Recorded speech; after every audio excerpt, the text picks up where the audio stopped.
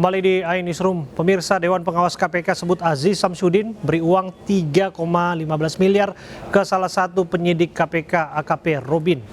Dalam sidang etik yang dilakukan Dewas KPK pada akhir Mei lalu, anggota Dewas KPK Albertina Ho membacakan pertimbangan ketika sidang putusan untuk AKP Robin disebutkan bahwa Aziz memberikan uang ke Robin terkait kasus Lampung Tengah. Uang tersebut diberikan Aziz untuk memantau salah seorang saksi bernama Aliza Gunado yang merupakan kader Partai Golkar. Sementara itu Aziz membantah adanya pemberian uang tersebut. Bantahan Aziz disampaikan ketika menjadi salah satu saksi di sidang etik Robin. Dewas sendiri telah memutuskan Robin melanggar kode etik dan dijatuhi sanksi pemecatan.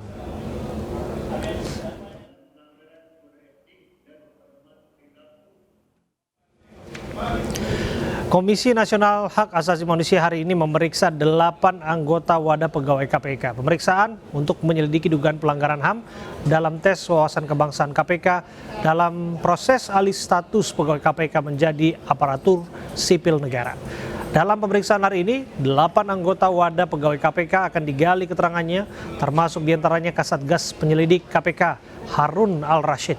Komisioner Komnas HAM BK Ulung Hapsara mengatakan pendalaman keterangan dilakukan untuk mengetahui dinamika pola kerja pegawai KPK dan hubungannya dengan tes wawasan kebangsaan dalam alih status pegawainya menjadi aparatur sipil negara. Setelah memeriksa pegawai KPK, rencananya Komnas HAM akan memanggil pimpinan KPK termasuk Ketua KPK Firly Bahuri pekan depan. Kami masih meminta keterangan tambahan dari para pengadu. Jadi ini saya kira proses yang baik dan kami berterima kasih juga. Untuk selanjutnya kami akan meminta keterangan dari pimpinan KPK dan juga lembaga-lembaga lain yang terkait, misalnya BKN, BNPT maupun juga lembaga lain yang disebutkan oleh pengadu. Saya kira kita untuk bisa mendapatkan hasil yang objektif, rekomendasi dan temuannya, sehingga harus meminta keterangan semua pihak. Menteri Pertahanan Prabowo Subianto merancang kebutuhan alat pertahanan dan keamanan tahun 2020-2024. Tidak tanggung-tanggung, anggaran untuk modernisasi alutsista tersebut mencapai 1.700 triliun rupiah.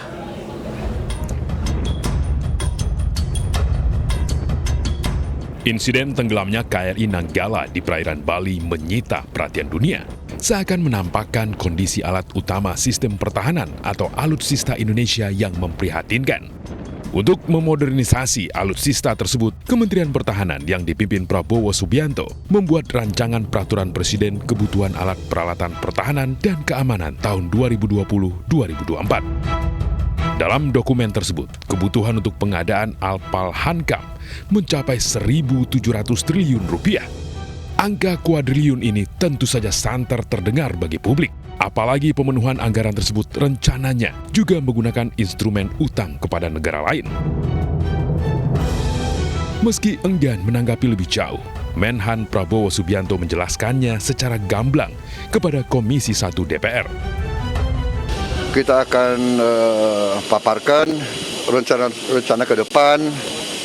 Tentunya akan ada tanya jawab dan sebagainya, ya kita akan berusaha menjelaskan yang segamblang-gamblangnya. Dengan alutsista yang masih seadanya, tentu saja Indonesia memiliki posisi tawar yang lemah di kawasan. Tentu saja ini akan menghambat mewujudkan cita-cita Indonesia menjadi macan Asia.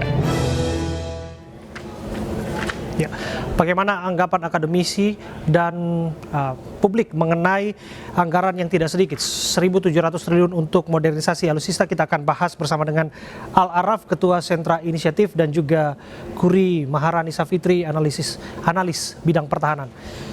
Assalamualaikum, selamat malam Mbak Kuri dan juga Mas Al-Araf.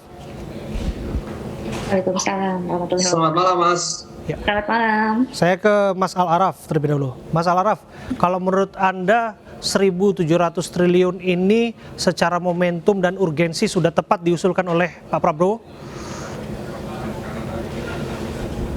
Ya, gini, anggaran pertahanan itu bukan diskusi dalam ruang yang kosong, Mas. tapi dia hanya turunan lebih lanjut dari bacaan kita tentang realitas dinamika lingkungan strategis serta kebijakan pertahanan yang mau dibangun. Baru kemudian turunannya adalah anggaran pertahanannya seperti apa.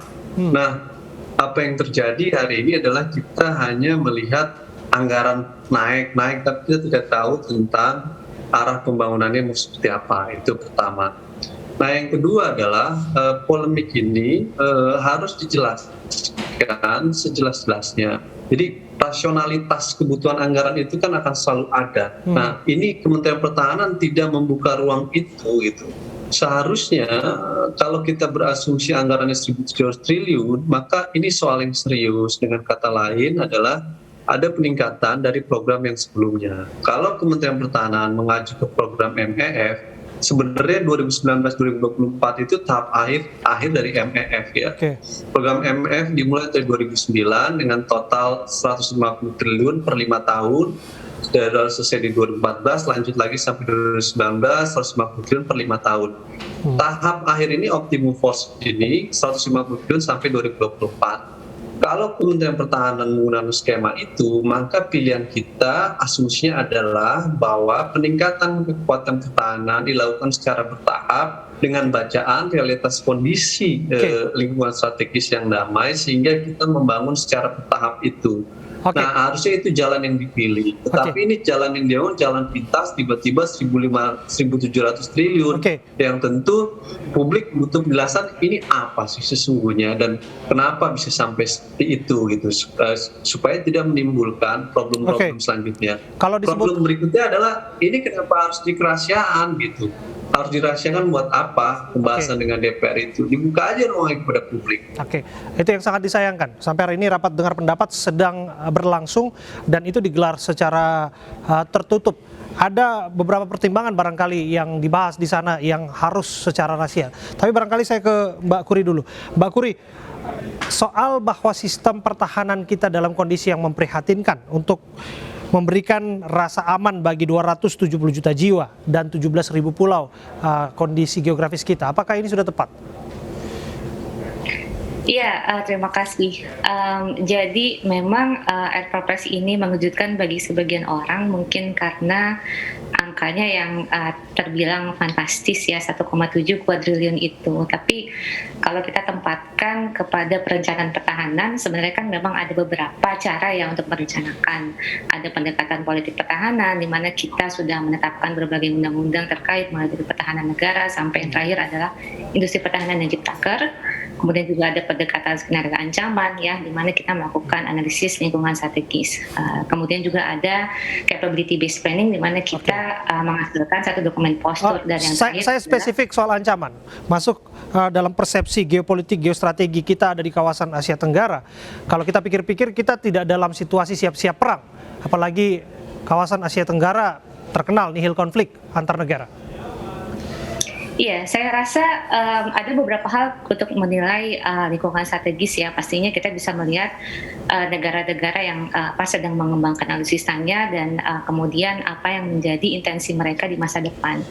Untuk melihat perkembangan alutsista, apakah membahayakan, kita bisa melihat apakah terjadi arms modernization atau arms race ya. Dan saya rasa kalau kita melihat dinamika di Asia Tenggara, memang kita masih pada posisi dinamik di mana memang negara-negara yang ada melakukan modernisasi alutsista. Tapi ketika kita melihat yang lebih luas lagi secara geopolitik ya, dan kita memasukkan elemen superpower di sana, ada Amerika Serikat, ada Tiongkok, dan juga ada Rusia dan yang lainnya, kita akan melihat dinamika yang berbeda, di mana persaingan antara superpower itu sudah bergerak ke Asia Pasifik, dan flashpoint di masa depan itu kemungkinan adalah di Laut Cina Selatan, di mana kita juga akan terdampak pastinya. Dan bagaimana kita akan terdampak dari ancaman yang sebenarnya sifatnya tidak langsung, persaingan superpower itu ini yang sedang dipetakan oleh teman-teman di TNI setahu saya ya. Jadi kalau kita melihat dinamika senjata ke arah yang memang bergerak ke arms dynamic menuju arms race, tapi ketika kita melihat intensi, jangan lupa intensi itu bisa bergerak ya dengan cepat gitu ya. Oke, saya kembali ke Mas Alaraf. Mas Alaraf, ini angka yang tidak sedikit tentu saja. Dan skema anggaran disebutkan dari APBN, bahkan dari skema pinjaman luar negeri. Bagaimana Anda melihat implikasinya dalam jangka panjang? Apakah banyak maslahatnya atau justru membawa mudarat bagi anak cucu kita ke depannya? Ya, kalau kita baca buku postur pertahanan yang dibuat Kementerian Pertahanan sendiri, kan sebenarnya bacaan dalam jangka pendek, menengah, dan panjang relatif pilihan kita membangun pola doktrin dengan defensif aktif dan mengedepankan aspek diplomasi dalam penyelesaian sengketa. Ya memang ada problem di konflik Laut Cina Selatan, tetapi tidak juga kemudian itu jadi justifikasi untuk 1.700 triliun. Karena upaya-upaya penyelesaian itu bisa dilakukan dengan cara-cara yang lain. Bahwa kemudian peningkatan kapasitas pertahanan tetap harus dilakukan, iya tentu, tetapi tidak dengan melakukan peningkatan 1.700 triliun tadi. Gitu. Bisa dilakukan secara bertahap. Atau program IMF sendiri yang sudah berjalan selama ini dengan 150 triliun, kita mempertanyakan itu 150 triliun untuk apa? Karena hasil beberapa kajian riset beberapa lembaga, 150 triliun aja menimbulkan beberapa problem transparansi dan akuntabilitas. Yang kedua juga dengan angka 100 triliun yang dilakukan tidak 100%, program pertama aja yang mencapai 50%, tahap kedua nggak lebih dari 80% dari anggaran yang dialokasikan, tahap ketiga juga, artinya dengan angka segitu aja belum bisa menghabiskan sampai 100% gitu. Nah lalu ngapain dengan 1.700 triliun tadi? Nah yang kedua Mas, ini saya sering kali melihat di Kementerian Pertahanan menyatakan pandangan-pandangan yang menurut saya aneh.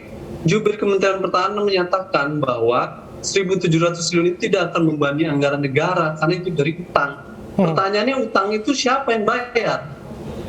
Ya, dia yang bayar. Kan yang bayar anggaran negara, APBN. Siapa itu? Pajak rakyat. Bagaimana tidak membebani? Jadi logika alasan yang disampaikan oleh Kementerian Pertahanan, satu mulai dari ini kerahasiaan, lalu kemudian menyatakan ini tidak membebani anggaran, lalu bunganya lebih kecil, itu logika apa sih? Itu logika yang secara ekonomi menurut saya tidak bisa diterima dengan benar. Gitu. Jadi ini yang menimbulkan problematik secara serius terkait dengan 1.700. Saya kembali ke Mbak Khoury. Mbak Khoury, jika analisis Mas Alaraf demikian, bukan menyelamatkan bangsa kita jika masa depannya terjadi ancaman gitu, tapi jika kemudian ekonomi kita juga terdampak dan kita tahu pinjaman luar negeri sudah menyentuh angka 6.000 triliun, menurut Anda seperti apa? Oke, mungkin tadi menyambung kepada penjelasan saya di awal ya, memang ada beberapa cara untuk melakukan perencanaan pertahanan.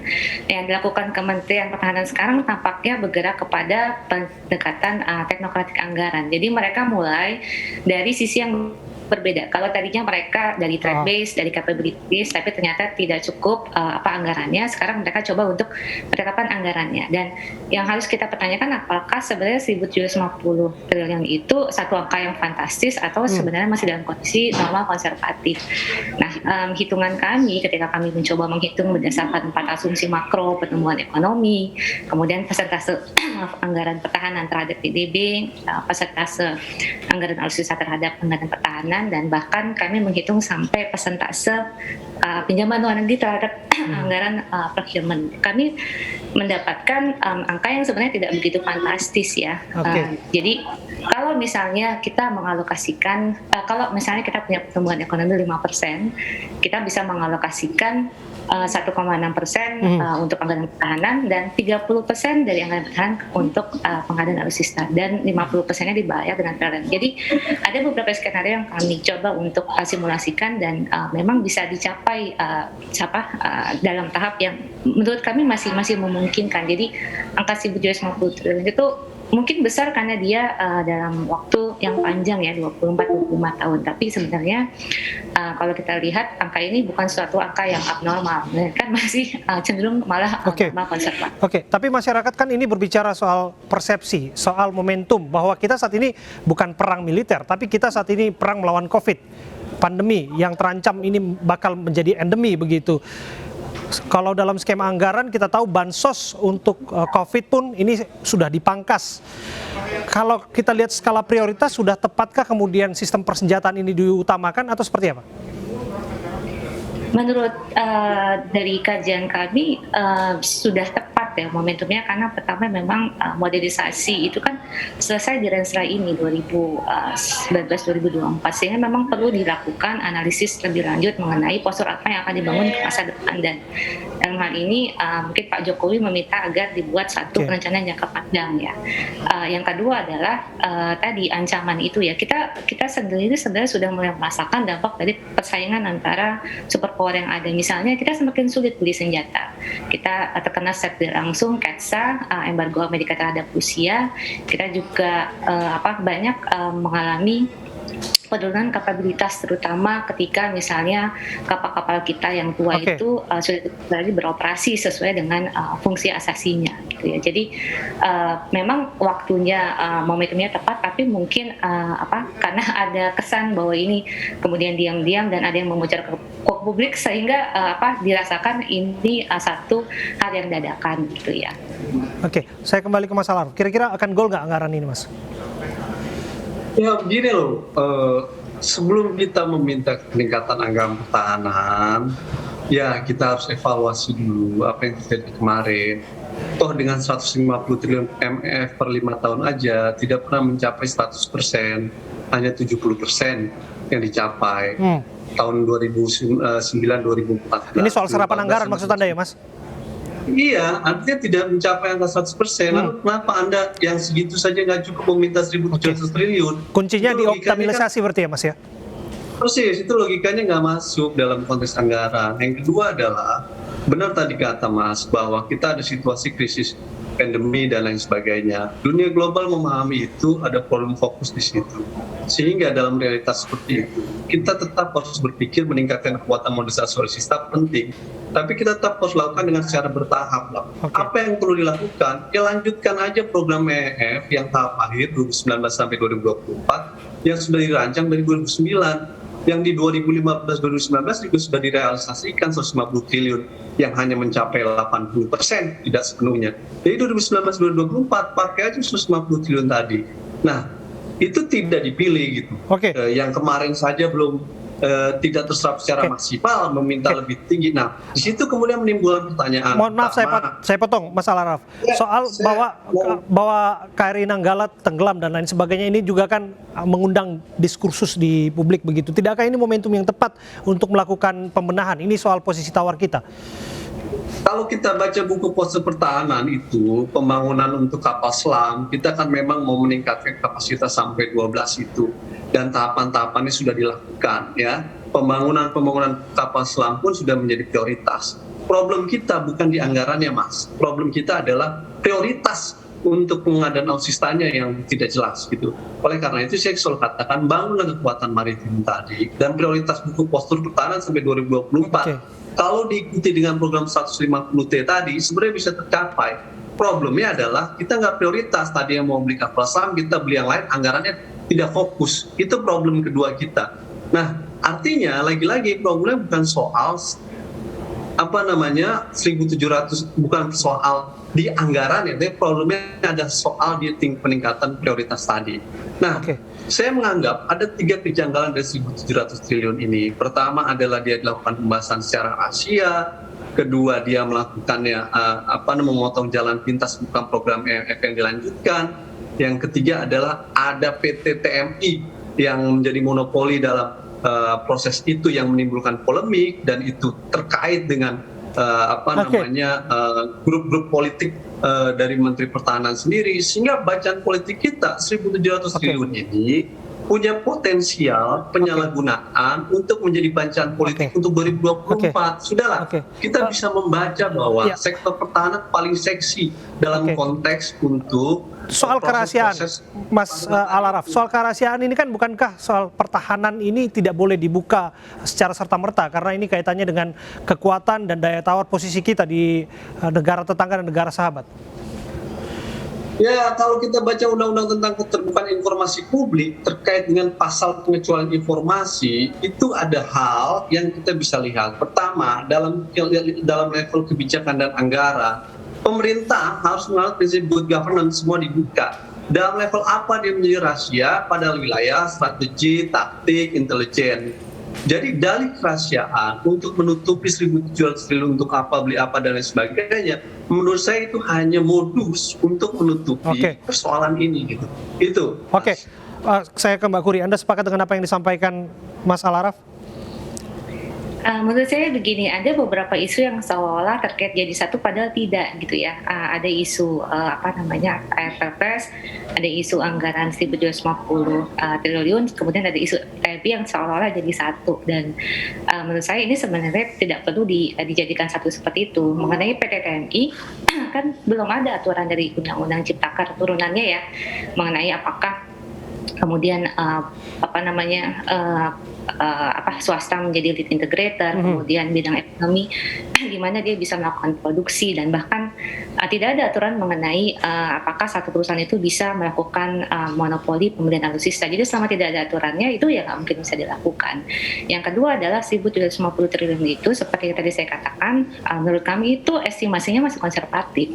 Kami melakukan estimasi yang berbeda, misalnya kalau kita menggunakan model MF yang sekarang, dengan asumsi kita akan melakukan penggantian semua alutsista di tahun 2044, 1,7 kuadriliun itu masih kurang. Kami menghitung minimal kita butuh sekitar 2-3 kuadriliun, dan memang benar menurut Mas Al-Araf tadi, untuk IMF aja kita belum tuntas, tapi isunya bukan belum tuntas karena sudah cukup dibiayai, tapi belum cukup dibiayai pun kemudian kita terkendala, misalnya ada ada pasaran dan yang lain sebagainya. Mbak Kuri, kalau kita melihat soal kerahasiaan yang disinggung oleh Mas Al-Araf tadi, ini juga menarik kan, ada undang-undang informasi keterbukaan publik, ada juga hal-hal yang harus kita rahasiakan kaitannya dengan sistem persenjataan militer kita. Apakah Anda melihat ini memang harus dibuka seluas-luasnya?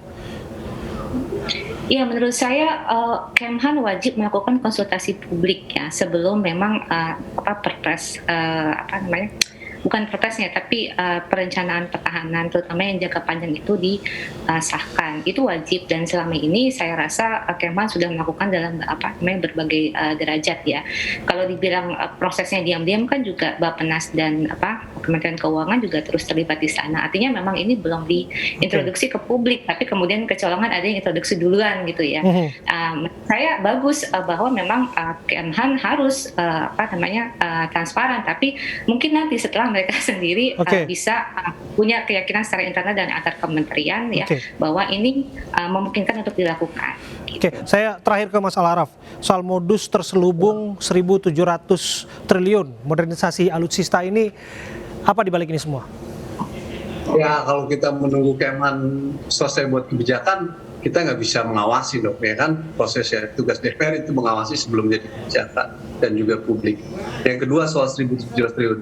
Sebenarnya skema ini sudah terbaca sejak Omnibus Law disahkan melalui sektor pertahanan. Ya. Dalam Omnibus Law itu kita bisa lihat bagaimana fungsi KKIP dipangkas.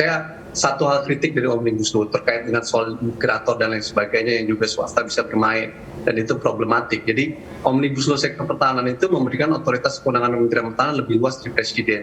Presiden tidak diberikan, dihapus kewenangan untuk menetapkan beberapa poin terkait dengan kebijakan pertahanan yang strategis dan diserahkan ke Menteri Pertahanan. Kedua, lead integrator boleh dilakukan oleh swasta. Jadi permainan ini sudah dimulai sejak Omnibus Law dilakukan.